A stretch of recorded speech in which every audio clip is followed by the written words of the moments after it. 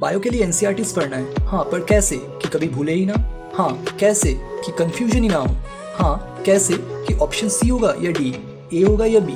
अगर दो ऑप्शंस कम होते ना तो सही हो जाता यार, बस दोनों में ही कंफ्यूजन था। तो इनको ओवरकम करने का बेस्ट वे आज मैं बताने वाला हूँ इस वीडियो में, ठीक है।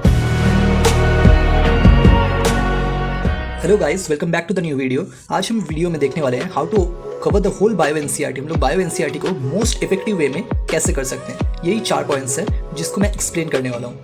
पहले ही एनसीईआरटी खोलने के बाद ही आप कोई भी चैप्टर को ऊपर से नीचे तक पढ़ना स्टार्ट मत कर दीजिए। First is reading the heading method. इससे क्या होगा, आप पूरा चैप्टर का हेडिंग एक बार देख लीजिए, स्टार्टिंग से एंड तक सिर्फ हेडिंग। जो बोल्ड लेटर्स में लिखा है, स्काई ब्लू कलर्स में, जो 1.1 2.2 ऐसे करके जो हेडिंग्स रहता है उनको पहले आप देख लीजिए। रीडिंग द हेडिंग मेथड से क्या होगा, हमारे ब्रेन में एक केसिंग तैयार हो जाएगा। जैसे फ्लो चार्ट होता है ना, जैसे फैमिली ट्रीज होता है, वैसे करके हम लोग के ब्रेन में एक हेडिंग तैयार हो जाएगा कि इस चैप्टर में ओवरऑल है क्या, कि कौन कौन सा टॉपिक्स है।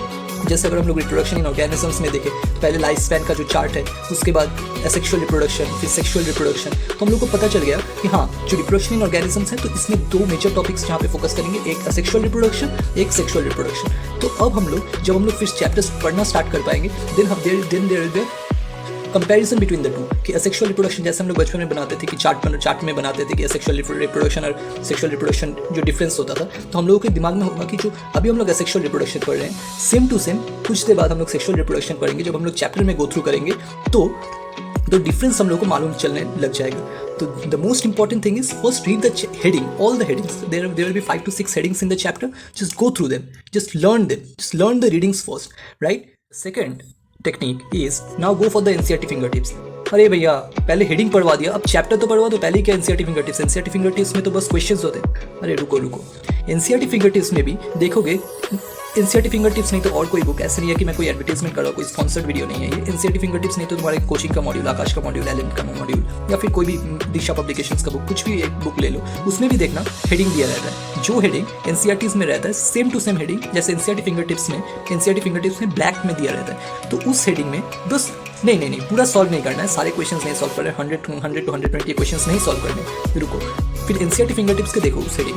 अब हेडिंग के अंदर कुछ स्पेसिफिक क्वेश्चन, रैंडम क्वेश्चन सोचो। अगर टॉप हेडिंग में अगर सोचो सेक्सुअल रिप्रोडक्शन के हेडिंग में अगर सोचो 25 to 60 questions are there in the sexual reproduction section, ठीक है। तो आप 26 क्वेश्चन देख लो, फिर 32 क्वेश्चन देख लो, या फिर ऐसे भी कोई क्वेश्चन, ठीक है। मतलब रैंडम कुछ क्वेश्चंस देख लो कि हाँ यार क्वेश्चंस आ कहाँ से रहे हैं, समझ में आया ना। कि अब पहले देख लो कि एक आइडिया लग जाएगा। फिर अगर एक क्वेश्चन देखोगे तो आसपास के क्वेश्चन भी थोड़ा सा देख लोगे, और बेसिक आइडिया हर चैप्टर का हर स्टूडेंट को एटलीस्ट 11th-12th में होता ही है। लाइक सेक्सुअल रिप्रोडक्शन में क्या हो सकता है, तो हम लोग को उससे पता चल जाएगा कि एक्चुअली चैप्टर में हमें फोकस कहाँ पे करना है। और अगर ये आपके पास अगर प्रीवियस ईयर क्वेश्चंस हो जो सेक्शन वाइज ऐसे डिवाइड किया हो, जो हेडिंग वाइज डिवाइड किया हो, then that's the best method. कि नीट वाले हमसे पूछना क्या चाहते हैं चैप्टर्स में, तो NCERT finger tips question solve नहीं करने, just go through 2 or 3 questions, right, in each heading 2 or 3 or more than 2 means 5 to 6 questions you go through, then you will have an idea कि actually में NCERT में बोलना क्या चाह रहा है। देन अब तो थर्ड टेक्निक में आना ही है, एनसीईआरटीज जो पढ़ना है। हाँ, now the third technique is reading the NCERT. पर एनसीईआरटीज पढ़ने से पहले इन दोनों चीज़ों को बिल्कुल भी ब्रेन से वाइप आउट नहीं कर देना है। This is the basic of the chapter कि यही मोस्ट इफेक्टिव वे है। उसके बाद तो हम सभी करते हैं जो 2 चीज़ें, ये तो सब करते हैं, but this are the techniques जो मोस्ट इफेक्टिव वे में होता है। और यही आपको रिमेंबर करने में नीट में हेल्प करेगा कि कोई भी क्वेश्चन आएगा तो आपको हेडिंग याद हो जाएगा और कैसा क्वेश्चन हमने उसमें क्या इंपॉर्टेंट पॉइंट्स पढ़ा था। अब एटलीस्ट एनसीईआरटी को 2 बार पढ़ना है फर्स्ट रीडिंग में विद अंडरलाइन, ठीक है, underlining the important points. Then NCERT को 2 बार पढ़ना है and then you have to prepare the notes. Now notes making में अलग अलग तरीका होता है। Like you can make mind maps, you can make branching like जो फैमिली ट्रीज होते हैं, ये जनरली कोई अगर फ्लो चार्ट ब्रांचिंग और flow charts you can tell, और some bullet points you can give star markings.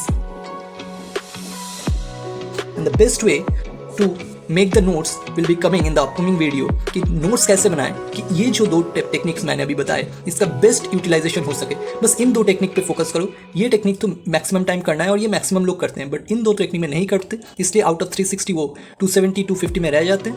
The best way to go to 330 or 340 and NCERT is completely NCERT based will be there this time also in both if there are 2 attempts or 1 attempt, completely NCERT based will be there. 1 or 2 out of the NCERT question doesn't matter, but 330 these 2 techniques please follow. most effectively, and the notes making, what is the best way to make notes, this will be coming in the upcoming videos. Thank you for watching the video.